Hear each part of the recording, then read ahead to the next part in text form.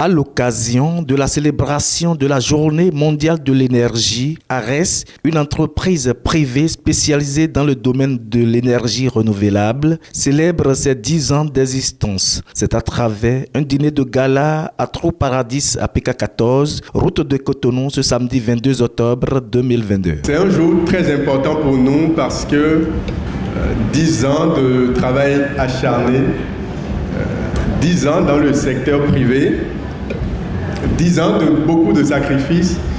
À un moment, il faut pouvoir s'arrêter et regarder derrière d'où on vient.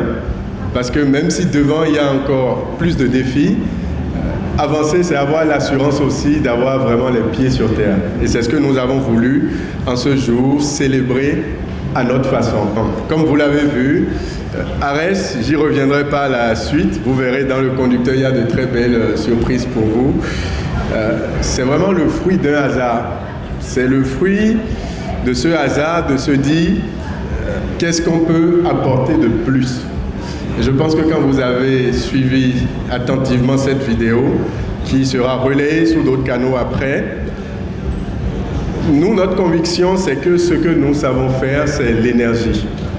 Nous ne savons rien faire d'autre parce qu'on se rend compte que en fait, derrière ce que vous voyez qui est un problème, se cache une multitude en fait, d'autres défis à relever et face auxquels, malheureusement, vous pouvez être très impuissant. Et c'est ce qui justifie le bien fondé de cette entreprise privée qui aujourd'hui a la taille d'un groupe, puisque nous sommes présents sur la vidéo, comme vous l'avez vu, dans 4 pays historiques, le Bénin, moi-même mon pays d'origine, le Togo, le Burkina Faso, le Sénégal et depuis peu au Niger. Après la présentation en vidéoprojection de ses activités, les grands défis qu'elle a relevés dans ce secteur, le témoignage émouvant de ses clients et de ses prouesses, tous les autres conviés à cette auguste manifestation ovationnent l'entreprise et apprécient. Déjà, je voudrais rappeler l'importance, la priorité qu'accorde le gouvernement à l'électrification de notre pays, à l'énergie, qui est, comme vous le savez, l'intrant majeur du développement socio-économique de tout pays.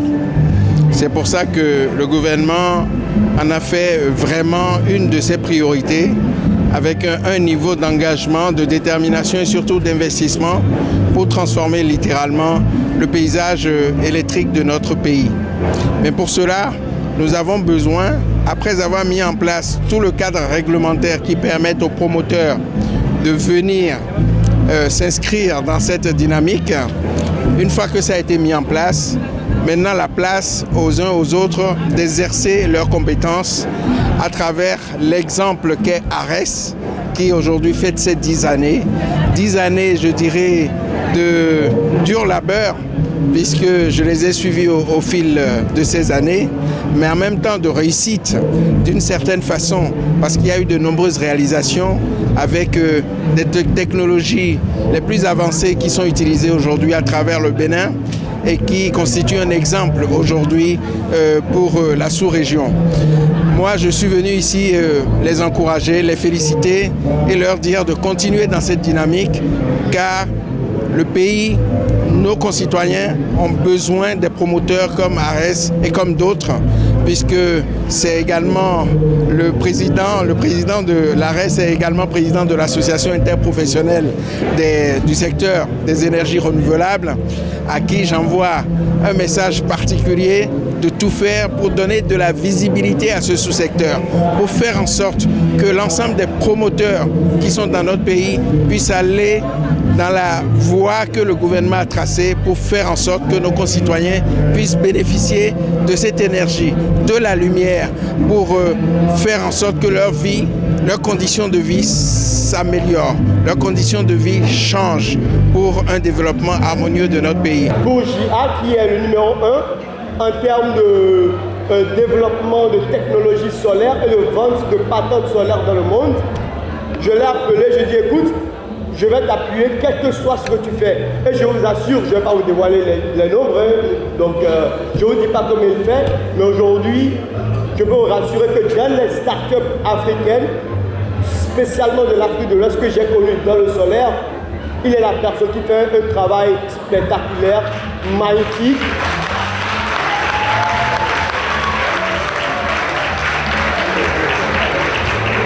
Et je vous avoue, vous serez surpris de ce qu'il va faire dans les autres pays de l'Afrique. À partir déjà, les gens au Niger, au Togo, je vous rassure, c'est une campagne qu'il faut appuyer, supporter. Et moi, personnellement, je suis confiant. Et en tant que Béninois, tu as toujours mon support. Paul, on s'est rencontré plusieurs fois, vous avez mon support. Et pour cela, on lui délègue ce soir la représentation spécifique de la compagnie JA Solar à partir du Bénin. Étant une entreprise régionale exerçant dans d'autres pays africains autres que le Bénin, le cofondateur de ARES dévoile leur vision d'ici 2030. Le premier, c'est tout ce qui est dans la gestion des déchets.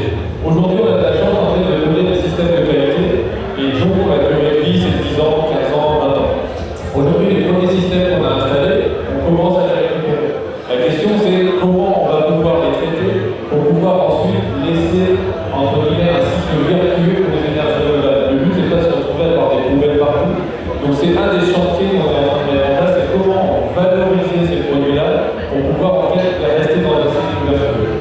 Le deuxième, c'est tout ce qui est la valorisation du carbone. Je pense que tout le monde a entendu parler. Et en fait, l'intérêt pour nous, c'est de se dire si on arrive à quantifier les crédits de carbone, et donc du coup, à récupérer et à amener de l'argent, ça permettra en fait, avec cet argent-là, de pouvoir baisser davantage les prix et donc de pouvoir proposer des solutions économiques, encore plus économiques pour l'ensemble des personnes. Ensuite, les deux chantiers, j'allais dire, beaucoup plus techniques. Donc le premier, c'est les hybrides, donc on est en train de lancer. Donc au final, ça va être plus réseau, donc il y a la partie installation, opération, et en fait, du coup, l'objectif, c'est que ARES continue son savoir-faire et devienne opérateur énergétique. Tout le personnel, à travers leurs représentants, n'a pas manqué de livrer son message. Nous sommes restés une équipe forte, confiante, ambitieuse, malgré des moments douloureux, de mal-compréhension, de flottement sans jamais se détourner de l'objectif commun. Favoriser pour tous l'énergie, favoriser pour tous à l'énergie, que vous soyez dans les extrêmes contrées du pays, avec une proximité client exceptionnelle à travers l'effort quotidien de chacun, l'amour et la passion que chacun dégage pour servir efficacement dans son département de travail, bien sûr. C'est donc plus que jamais le moment de nous rendre hommage et de nous féliciter, mais aussi de féliciter le leadership pour sa disponibilité, écoute et assistance et soutien. Pour les prochaines années, cette faculté sera plus sollicitée que jamais. Ce fut l'occasion pour le directeur général de rendre ses vibrants hommages à ses parents, sa famille, ses partenaires techniques et financiers et bien d'autres personnes qui lui sont chères.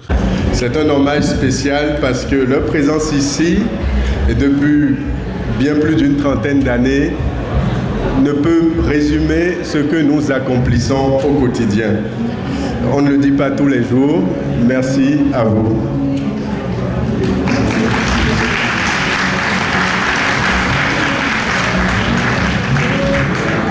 Le second hommage que je souhaitais rendre, c'est à l'attention de ma famille, parce qu'on vient bien de quelque part. Mon frère, mes sœurs, toute la famille, en une pensée spéciale aussi à Christelle, Eileen, Abigail, qui ne sont pas parmi nous en France ici, puisque pour tenir au quotidien, il faut avoir des bases et des racines solides, et c'est ce qui, je pense, caractérise nos familles africaines. Le troisième hommage que je souhaiterais rendre, il est à l'attention de toutes les institutions en tout genre, et au plus haut ici représenté par Monsieur le ministre de l'Énergie, toutes les délégations du secteur, la régulation, les différentes composantes aussi bien de la présidence que décentralisée qui au quotidien nous accompagnent parce que quels que soient les obstacles, les difficultés, nous avons toujours un répondant sur qui nous pouvons nous appuyer. Merci à vous. Faut-il le rappeler, le DG ARES et le cofondateur ont été distingués et honorés. Aussi, au cours de la manifestation, une minute de silence a été observée au personnel et partenaires disparus. Le soleil existe partout, mais le soleil de qualité a un nom. C'est bien sûr ARES. Longue vie à elle.